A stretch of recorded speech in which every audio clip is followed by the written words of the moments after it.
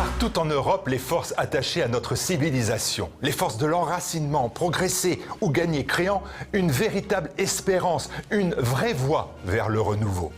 En France, les patriotes remportent l'élection et tiennent en échec Macron et ses nombreux soutiens politiques, financiers, médiatiques. Les noms de Moscovici, Juncker et quelques autres cèdent la place aux vainqueurs, Orban, Salvini, Farage notamment. Ces victoires sont aussi la réussite de TV Liberté qui, depuis 5 ans, quotidiennement se fait le porte-parole de ce mouvement de fond que connaissent la France et l'Europe. Votre chaîne alternative est l'illustration, la représentation des mêmes valeurs, des mêmes principes, du même esprit d'indépendance. Mais l'on ne peut pas se contenter que de ce satisfecit, de ce bel impact. Nous devons tout mettre en œuvre pour nous développer davantage et devenir dès lors incontournables. C'est pour cela que nous lançons dès aujourd'hui une campagne 1+1.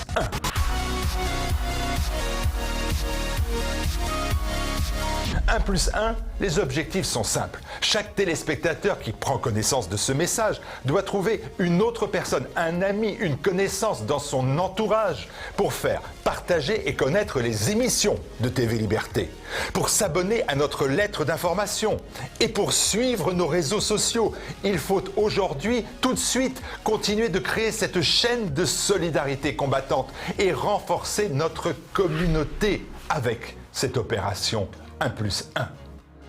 1+1. Si nous associons à un don un nouveau don, alors sera assurée enfin la survie de TV Liberté et notamment pendant la période de l'été toujours financièrement difficile.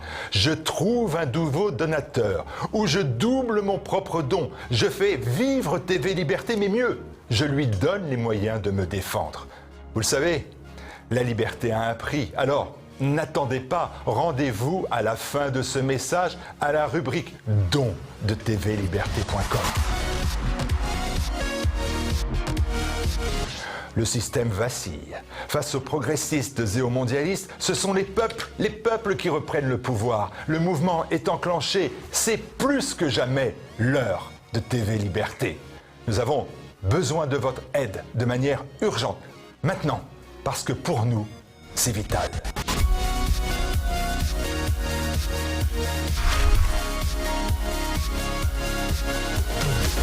Et n'oubliez pas, le prélèvement à la source ne change rien. Votre don donne toujours droit à une réduction de 66% d'impôts.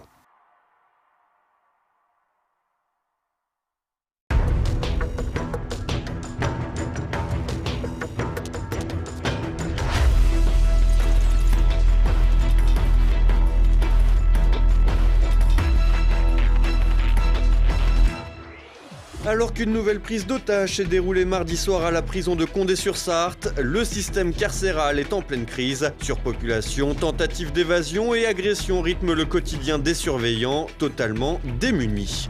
Après avoir été ébranlé par les gilets jaunes, la majorité présidentielle relève la tête, à l'image de son Premier ministre Édouard Philippe qui entend relancer les réformes pour ce qui devrait s'apparenter à un acte 2 du premier quinquennat Macron. Alors que la folie des trottinettes s'empare de la capitale, un accident mortel a fait une première victime. Au fil des mois, l'anarchie de la mobilité s'accentue et les élus paraissent bien incapables de faire face. Madame, monsieur, bonsoir. Rien ne va plus dans les prisons. Mardi soir, un détenu multirécidiviste s'est retranché dans sa cellule du centre pénitentiaire de Condé-sur-Sarthe avec 2 surveillants. Un nouvel exemple qui illustre le chaos carcéral. Thibaut Bastide. Une forteresse au pied d'argile, voilà comment qualifier le système carcéral français. Mardi soir, un détenu a pris en otage 2 surveillants pénitentiaires, dont une stagiaire, et s'est retranché dans sa cellule de la prison de Condé-sur-Sarthe, dans l'Orne. Équipé d'armes artisanales, le prisonnier revendiquait son transfert dans un autre centre et des médicaments. Il s'agit d'un détenu de 35 ans qui sollicitait son transfert et qui a cru bon de prendre en otage 2 surveillants qu'il a enfermés dans sa propre cellule. Lors de sa reddition, il s'est débarrassé d'armes que l'on peut qualifier d'artisanales, notamment une paire de ciseaux, une fourchette ou encore un autre objet en plastique. Après plusieurs heures de négociations, les otages ont été libérés. Le détenu s'est rendu aux forces de l'ordre. Cette nouvelle prise d'otage condense tous les maux dont souffre le système carcéral français. En effet, l'auteur de cette séquestration n'est autre que Francis Dorfer, surnommé le champion de la prise d'otage carcérale. Et pour cause, l'individu incarcéré depuis près de 20 ans pour des faits de vol, de viol, mais aussi pour l'assassinat d'un codétenu, est associé à au moins 5 autres prises d'otages. En 2006, il avait retenu un psychiatre à la prison de Nancy. En 2009, un surveillant à Clairvaux. En 2010, un autre psychiatre à la prison de la Santé à Paris. Et en 2011, un gardien à Poissy. Un gros poisson bien connu qui a donc prouvé une nouvelle fois les faiblesses des établissements pénitentiaires alors que la prison de Condé-sur-Sarthe est considérée comme l'une des plus sécurisées de France. Une réputation largement remise en cause aujourd'hui puisqu'il ne se passe pas une année sans que l'établissement ne connaisse d'agressions graves. À coups de barres de fer en 2015, d'équerres métalliques et de plaques chauffantes en 2017 ou encore d'une autre prise d'otage en 2013. Dernier fait en date, le 6 mars dernier, un détenu islamiste, Michael Chiolo, avait violemment agressé et blessé 2 gardiens avec la complicité de sa compagne qui bénéficiait d'un droit de visite en unité de vie familiale. Si la prise d'otage de mardi soir s'est bien terminé pour les 2 surveillants séquestrés, la situation n'en demeure pas moins explosive. Entre surpopulation, manque d'effectifs, violence et radicalisation islamique, l'état des prisons françaises devient intenable. Preuve en est le nombre record de tentatives d'évasion sur les 6 premiers mois de l'année 2019. Face à ce phénomène, les réponses du ministre de la Justice, Nicole Belloubet, se font toujours attendre. Si le gouvernement s'est engagé à travers sa réforme de la justice à créer 7000 places de prison avant la fin du mandat Macron, la réalité vire au cauchemar pour les surveillants de prison. L'administration pénitentiaire a recensé 4314 agressions physiques contre des agents en 2018, contre 3923 en 2017, soit près de 12 agressions par jour. Avec une telle publicité, le secteur a toutes les peines du monde à recruter. Les dernières promotions en 2019 comptaient respectivement 496 et 418 élèves sur 600 places disponibles. Malgré ce bilan implacable, le garde des Sceaux ne semble pas prendre la mesure du problème. Pour rappel, l'une de ses seules propositions a été l'installation de téléphones fixes dans les cellules. 2 ans au pouvoir, une crise sociale sans précédent, mais finalement l'exécutif semble bien en place. Renforcé par un score honorable aux élections européennes, le gouvernement Édouard Philippe entame même son acte 2 des réformes. C'est parti pour l'acte 2 du règne Macron. Après une défaite au relent de victoire aux élections européennes, le Premier ministre Édouard Philippe a fait mercredi son grand retour politique, annonçant une salve de réformes devant l'Assemblée nationale. Le président et ses équipes ont laissé passer la tempête et peuvent à présent entamer l'acte 2 du quinquennat Macron. Au programme, pas de changement de cap, mais une clarification calendaire et une explication de la méthode employée. Les principaux chantiers seront socio-économiques avec la réforme de l'assurance chômage, la réforme des retraites, le plan pauvreté ou encore le revenu universel d'activité.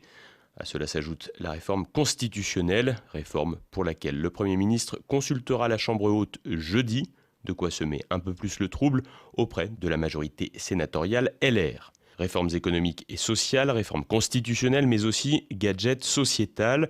Conscient de la nécessité de toujours séduire à gauche, LREM va également relancer son projet de loi dit de bioéthique pour instaurer la PMA pour les couples de femmes. Et pour faire bonne figure, après les bons résultats d'Europe Écologie Les Verts aux européennes, Édouard Philippe a saupoudré la feuille de route gouvernementale d'écologie. Tout un programme donc, et des perspectives de réforme que l'exécutif et le président veulent plus claires que par le passé. Ainsi, Emmanuel Macron a affirmé avoir parfois construit de bonnes réponses trop loin des Français. Comprendre, les équipes du président ont en réalité été trop intelligentes pour les Français. Serein, le Premier ministre Philippe semble pour sa part renforcé par le scrutin des européennes et reprend la barre, laisser le temps des élections à un Emmanuel Macron omniprésent. Un véritable retournement de situation pour une majorité moribonde il y a seulement un mois, secouée par la crise des Gilets jaunes et mal embarquée dans un scrutin européen pour lequel le candidat de la majorité, l'insipide Nathalie Loiseau, semblait être une victime parfaite. C'était sans compter les ressources de LREM qui, en faisant des élections à référendum pour ou contre la majorité, a su mettre en pièces les Républicains qui ont servi de plat de résistance après le Parti socialiste il y a 2 ans, accentuant un peu plus la transformation du paysage politique national en bipolarisant le débat face au Rassemblement national. Un duel pour le moins inédit et profitable à la majorité qui se voit opposer, tout au moins médiatiquement, à un mouvement ne disposant pas de groupe parlementaire, de peu de maires et d'aucune région. Une manœuvre habile qui permet à LREM de faire mieux que survivre et d'engager un autre chantier que celui des réformes, celui des élections municipales pour lesquelles les équipes Macron sont déjà sur le pied de guerre avec d'un côté le débauchage d'élus LR et de l'autre la structuration de l'aile gauche du parti avec le ministre des Affaires étrangères Jean-Yves Le Drian qui finit d'achever le Parti socialiste. Et le gouvernement présentera son projet de loi dit bioéthique en septembre et a également annoncé le report de la réforme des institutions à septembre 2020, une manière de retourner devant la Chambre haute après un renouvellement partiel de celle-ci. Enfin, nouveau gadget de la majorité, une baisse de 350 € en moyenne annoncée pour la première tranche d'impôt sur le revenu, une mesure qui devrait concerner quelques 10 millions de foyers. Les Parisiens vont craquer. Outre la circulation saturée aux heures de pointe, l'insécurité et la saleté, ils sont désormais exposés à un nouveau danger, la trottinette. Armés de leurs nouveaux engins électriques, les fous de la micromobilité se multiplient et avec eux, les accidents. Claire Dédier. Vélos, trottinettes, scooters électriques, ce nouveau bolide avec l'étiquette écolo grouille partout dans la capitale. Problème, la plupart des conducteurs de ces engins ne respectent pas toujours les règles de circulation. Feux rouges grillés, slalom sur les trottoirs, circulation entre les files de voitures, la micromobilité est également synonyme de maxi-danger, voire même d'accident mortel. Ainsi, à Paris, lundi soir, un homme à trottinette est mort, percuté par une camionnette à qui il avait refusé la priorité. De quoi remettre en question les petits engins en libre service à chaque coin de rue, ou presque. Jean-Paul Le Chevalier, porte-parole de l'association 60 millions de piétons, rapporte de nombreux témoignages de piétons excédés et effrayés par ces nouvelles composantes du réseau de transport. Ils marchent comme des fous sur les trottoirs et les gens sont bousculés. Parce que là, les trottoirs sont faits pour les piétons, mais pas pour les bicyclettes et les motocycles et les petites voitures, les petites trottinettes. Les spécialistes en traumatologie s'inquiètent également devant l'augmentation de 23% des accidents depuis juin 2018. Michel Le Gall, membre de la Fédération française d'orthodontie, dénonce les protections inadaptées pour assurer la sécurité des usagers. À l'origine de ces accidents, un manque flagrant de régulation des nouveaux véhicules. Le statut encore bâtard de la trottinette conduit certains utilisateurs à ne pas respecter le code de la route et à s'approprier des voies qui ne leur sont pas réservées. Pour en avoir vu traverser des feux, c'est aucun respect du code de la route et même pour eux c'est extrêmement dangereux, je trouve. Encore plus que les vélos. Ça va super vite en plus et je pense que ça pourrait être un peu plus encadré effectivement. Depuis la rentrée 2019, une amende de 135 € sanctionne les utilisateurs de 2 roues qui empruntent les trottoirs. Mais une telle mesure est loin d'être suffisante. Dans la capitale, les opérateurs ont signé une charte dans laquelle ils s'engagent à communiquer sur l'importance de faire attention aux piétons et aux personnes les plus fragiles. Les municipalités, quant à elles, attendent avec impatience la loi d'orientation des mobilités en cours d'examen à l'Assemblée nationale qui prévoit la réglementation de l'usage des trottinettes et la mise en place d'une existence juridique de ces dernières. Depuis l'accident de lundi soir, de nouvelles voix s'élèvent pour réclamer aussi une formation obligatoire au pilotage des trottinettes électriques. Mais la réglementation n'est pas la seule à faire problème. Les dérives inhérentes au système discréditent quelque peu son étiquette écolo. Les conditions de travail sont dures pour les employés qui doivent recharger les batteries pendant la nuit. On a même pu en voir certains utiliser des générateurs à essence. De plus, ces engins encombrent démesurément les trottoirs et les images chocs d'entassement de trottinettes abandonnées et dégradées ne sont pas rares. Autant d'éléments qui alimentent la critique et font débat. Sur les trottoirs, il y en a partout. Les gens n'ont aucune civilité à laisser les trottinettes où il faut. Face à un tel fiasco, Gaspard Ganzer, ancien conseiller de François Hollande et candidat à la mairie de Paris, explique que ces réseaux se sont mis en place sans aucun cadre dans un contexte ultra-libéral. En effet, les start-up ultra-innovantes de la Silicon Valley comme Lime ont profité de l'échec retentissant de Vélib pour s'installer en force. Nicolas Fontaine, directeur général des mobilités à Bordeaux Métropole, raconte compte que Lime devait attendre pour proposer ses trottinettes, mais le groupe américain s'est quand même installé fin septembre. En octobre dernier, c'est Wind, un autre opérateur privé, qui a pris possession des trottoirs bordelais sans rien demander. Difficile de ne pas faire de lien entre cette colonisation de l'espace public par les entreprises américaines et la carence des services publics français qui peinent à fournir des moyens de transport sécurisés et efficaces. L'actualité en bref avec l'excellent Thibaut Bastide. Le groupe UDI Agir au bord de la rupture et le motif se nomme le gouvernement. Alors que le Premier ministre Édouard Philippe a tenu son discours de politique générale mercredi, les 35 députés centristes se sont divisés sur le sujet. Si les députés de l'UDI ont prôné l'abstention, leurs collègues d'Agir, mouvement issu des Républicains, ont souhaité faire confiance au gouvernement afin de s'assurer de possibles alliances futures avec la majorité parlementaire présidentielle. Un désaccord interne aux alliés du gouvernement qui confirme les contradictions du groupe et pourrait bien mener ce dernier au divorce. Nathalie Loiseau s'enfonce toujours plus. Après avoir été élu député européen malgré une campagne électorale chaotique, l'ancien ministre des Affaires européennes s'est entretenu avec des journalistes français lors d'une conversation censée être privée. Problème, ces derniers ont fait part de leurs échanges à leurs confrères du journal belge Le Soir. La tête de liste de La République En Marche aurait tenu des propos peu amènes sur ses rivaux, mais également sur ses alliés.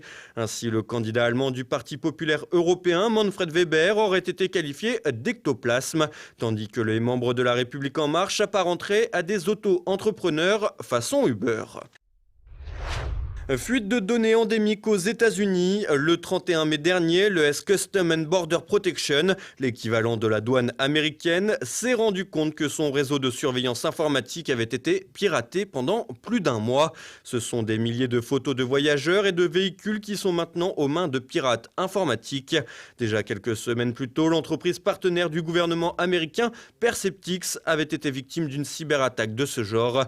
La colère des défenseurs de la vie privée est à son comble, d'autant plus que le gouvernement états-unien prévoit d'ici 2021 d'être en mesure de scanner le visage de la totalité des passagers des vols internationaux entrant aux États-Unis. Une cagnotte qui tourne au fiasco. Plusieurs donateurs de la cagnotte Litchi, ouverte en soutien à l'ancien boxeur Christophe Détinger, condamné à la prison pour s'être battu avec des gendarmes lors de l'acte 8 des Gilets jaunes à Paris, crient au scandale. La plateforme de paiement en ligne qui avait fermé la cagnotte et bloqué l'argent suite à de violentes critiques jusqu'au sein du gouvernement est maintenant accusée d'abus de confiance et de détournement de fonds par les souscripteurs. La police judiciaire a ouvert une enquête et a lancé un appel à témoins. Les robots débarquent dans les restaurants. Le restaurant Creators à San Francisco a lancé une nouvelle attraction, des hamburgers préparés par un robot automatisé et autonome. Une machine qui attire les clients désireux de comparer qui de l'humain ou de la machine cuisine le mieux. Un hamburger à $6 préparé en 5 minutes par un outil de haute technologie, une formule attrayante. Ce bijou de la cuisine du futur s'installe ainsi au détriment d'un savoir-faire manuel, mais après tout, il ne s'agit que de burgers. Une espèce de tortue a évité l'extinction alors que l'Union internationale pour la conservation de la nature a déclaré que l'espèce de tortue aquatique, les Trionyx noirâtres, était éteinte à l'état sauvage. L'espèce perdure dans les bassins d'un temple situé dans le nord-est de l'Inde grâce à son statut sacré qui la protège. L'organisation de conservation de la nature Good Earth développe un programme de reproduction de ces reptiles à carapace. যেতিয়া পাৰটো শিলৰ নাছিলে মাটি আছিলে আমি গাঁৱত ধুইছিলোঁ পুখুৰীটোত গতিকে বহুত আগৰ পৰা মানে পুখুৰীটোক ভগৱান সদৃশ জ্ঞান কৰিছে মানে আমাৰ ককা দেউতা আইতা বা আমাৰ দেউতা বা আমিও এতিয়ালৈকে মানে ভগৱান সদৃশ জ্ঞান কৰোঁ পুখুৰীটো মানে যিকোনো বস্তু নেপেলাওঁ বা ইয়াৰে মাছ কাছখিনি ভগৱানৰ নিচিনা জ্ঞান কৰোঁ গতিকে মই বুলি নহয় আমাৰ এই ওচৰৰ যিখিনি মানুহ আছে বা দূৰৰ পৰা এতিয়া তেনেকুৱা ধৰণৰে জ্ঞান কৰে মানে যিহেতু কুৰ্ম অৱতাৰ ভগৱানৰে এটা অৱতাৰ গতিকে সেই হিচাপত মানে জ্ঞান কৰি পুখুৰীটো এতিয়া মানে মাছ মন্দিৰত যিমান মানুহ আহে পুখুৰীটোৰ মাছ কাছু চাবৰ কাৰণে তাতকৈ বেছি মানুহ আহে। Après avoir sauvé l'espèce, les responsables de l'organisation tentent à présent une réintroduction dans la nature. Dans un instant, notre Zoom du jour, Clotilde Noël, mère de famille nombreuse, a adopté 3 enfants handicapés. Elle revient sur cette démarche. Ça nous est propre à notre histoire de couple. C'est pas quelque chose qu'on avait défini quand on s'est rencontrés. C'est quelque chose qui a grandi avec le fait qu'on a pris de l'âge aussi, que notre couple a grandi, que nos enfants ont grandi. Donc moi, ce que j'aime au contraire, c'est quand les gens, mes amis, quand j'ai un retour du livre et qui me disent, ce qui est super, c'est que Clotilde, c'est quand on ferme ton livre, on se dit pas, on va adopter. Ça serait dangereux. Parce qu'on peut pas imposer, déjà on n'impose rien. Et puis nous encore moins. Déjà, personne ne peut imposer quoi que ce soit à qui que ce soit. Et ensuite, c'est juste de se dire que voilà, c'est une histoire. C'est une histoire qu'on raconte. Après, les gens en font ce qu'ils veulent. Ils aiment pas. Ils ont envie d'aller sur ce chemin. Ils ont envie d'avoir un autre chemin. Après, on peut aimer de plein d'autres façons. On peut aimer dans son travail. On peut prendre soin de l'autre, en fait. Et je pense que la fibre même de notre témoignage, c'est de prendre soin de l'autre, de bien prendre soin de l'autre comme il est. Ce soir, retrouvé Perle de culture, Bernard Gantois évoque la notion de mensonge dans l'histoire. Et tout de suite, la France de Campagnol de Christian Combaz et Mes libertés politiques avec François Billot de Lochner. C'est maintenant la fin de cette édition. Merci pour votre fidélité. Demain, retrouvez Thibaut Bastide. Bonsoir.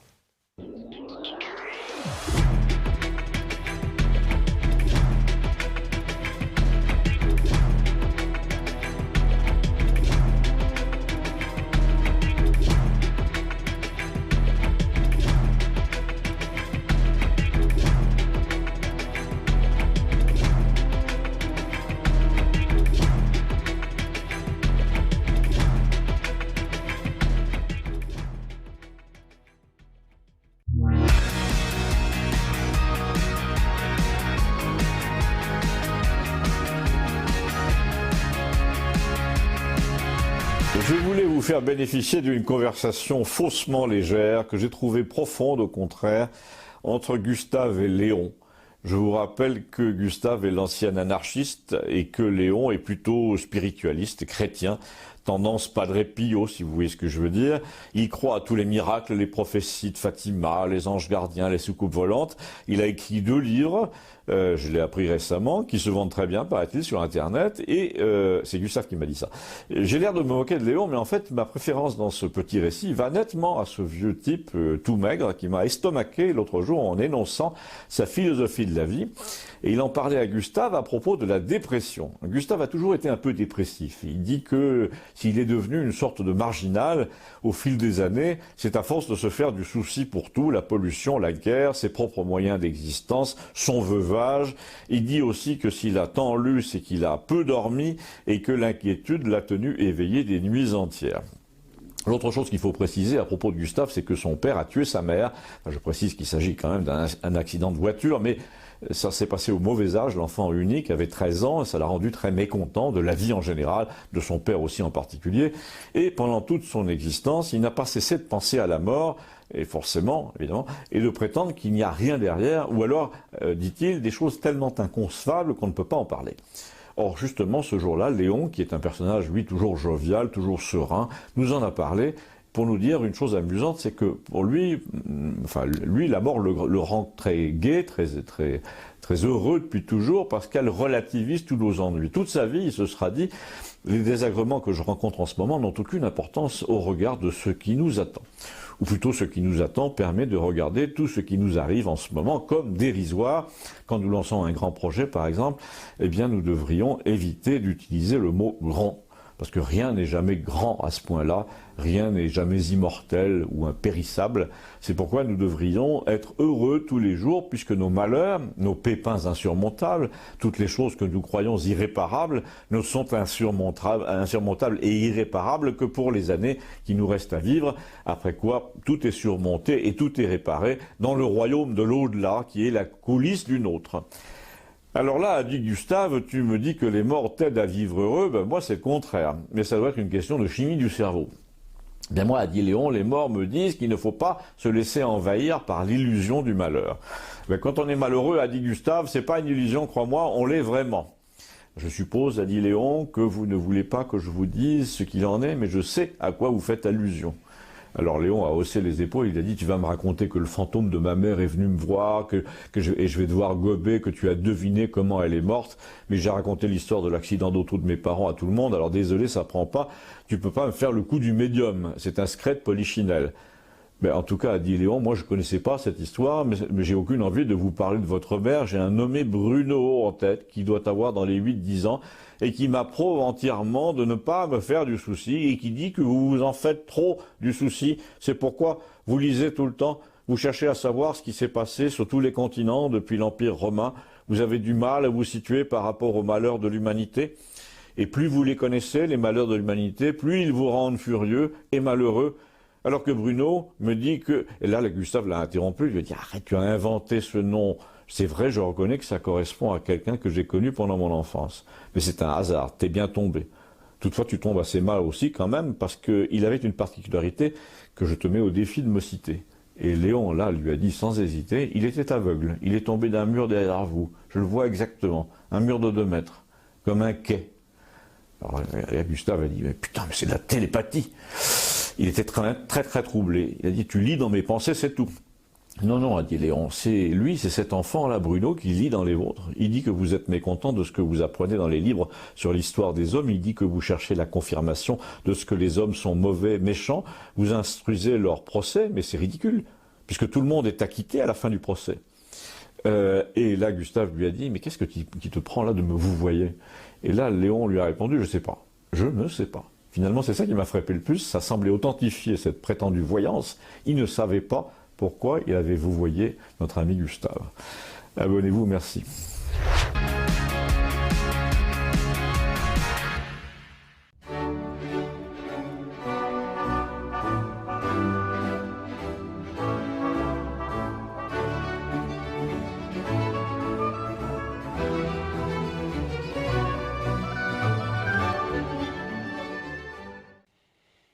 Il y a fort longtemps, Charles Trenet fredonnait « Douce France, cher pays de mon enfance, je t'ai gardé dans mon cœur ».